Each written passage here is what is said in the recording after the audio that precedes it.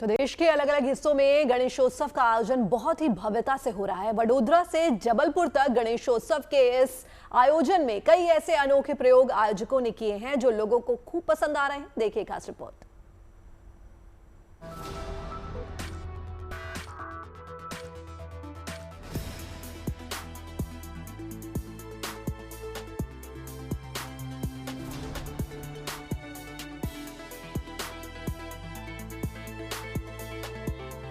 पूरे देश में गणेशोत्सव की रौनक बिखरी है। इस शुभ अवसर पर जहां भगवान गणेश का अलग अलग रूप में श्रृंगार हो रहा है, वहीं उनके पंडालों की बनावट और सजावट भी लोगों का ध्यान खींच रही है। ऐसी एक तस्वीर मध्य प्रदेश के जबलपुर से आई है। यहाँ के ओमती थाना परिसर के पुलिस क्वार्टर में स्थापित ये गणेश प्रतिमा अनूठी थीम की वजह से लोगों के आकर्षण का केंद्र बनी हुई है। श्री सिद्धिविनायक गणेश उत्सव समिति ने यहाँ प्रथम आराध्य भगवान गणेश की प्रतिमा को डीजीपी के रूप में स्थापित किया है। डीजीपी सर के रूप में इस बार हमने स्थापित किया है गणेश जी को। और ये थीम का नाम पूरा आदर्श थाना, मतलब एक कुछ सीखने का अपना थाना है ये, कि पब्लिक देखे कि पुलिस कैसे मेहनत करती है, कितनी मेहनत करती है, दिन रात लगी रहती है जनता की सेवा के लिए। पुलिस की वर्दी में स्थापित भगवान गणेश की इस प्रतिमा के पास वकील से लेकर आम जनता, सुरक्षा में तैनात पुलिस कर्मियों को भी दिखाया गया है। इसके साथ ही आदर्श थाना बनाकर पंडाल की खास सजावट की गई है। समिति ने डीजीपी के रूप में गणेश प्रतिमा के पास ही जेल, कंप्यूटर ऑपरेटर कक्ष, पुलिस कर्मियों के बैठने के रूम के अलावा सीसीटीवी रूम को भी झांकी के रूप में दिखाया है।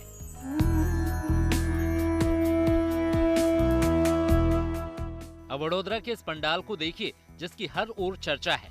एक एक तस्वीर खास है क्योंकि यहाँ पर भगवान गणेश महिला स्वरूप में विराजमान हैं।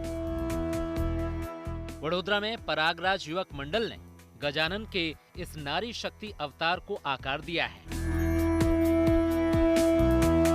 किसी को नहीं पता है कि गणेश जी ने भी स्त्री स्वरूप धारण किया था, कि असुर को मारने के लिए स्त्री स्वरूप भी धारण किया था। इसी को हम इस साल जनता के लिए लाए हैं। और इसी के साथ हमारा गणपति जी के दरबार भी भारत की वीरांगनाओं से सज्ज है।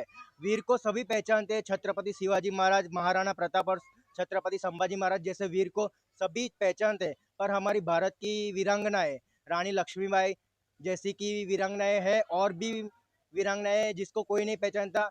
हमारा यही प्रयास है कि हमारे माध्यम से हमारी देश की जनता उसको पहचाने। नारी शक्ति की थीम पर इस पंडाल को सजाया और संवारा गया है। आतंक के खिलाफ चलाए गए ऑपरेशन सिंदूर के साथ भी इसे जोड़ा गया है क्योंकि इसमें महिलाओं की अहम भूमिका रही। साथ ही इसमें देश की वीरांगनाओं को भी प्रदर्शित किया गया है। भगवान गणेश का ये स्वरूप श्रद्धालुओं को काफी पसंद आ रहा है। हम पिछले 34 वर्षों से ऐसी स्थापना करते हैं और हम खास करके पिछले 10 सालों से ऐसे पौराणिक गणपति की स्थापना करते हैं ताकि लोग मतलब जान सके कि हमारे देश में भी गणपति जी ने ये सब किया था। तो इस साल हमारी थीम है नारी शक्ति पर, मतलब असुरों का नाश करने के लिए गणपति जी ने विनायक की स्वरूप धारण किया था। तो इसलिए हमने इस साल ये नारी थीम की है ताकि इस साल हमारे ऑपरेशन सिंदूर में मतलब नारी ने बहुत इम्पोर्टेंट रोल प्ले किया था। तो इसलिए हमने ये विनायक की स्वरूप गणपति जी की स्थापना की है।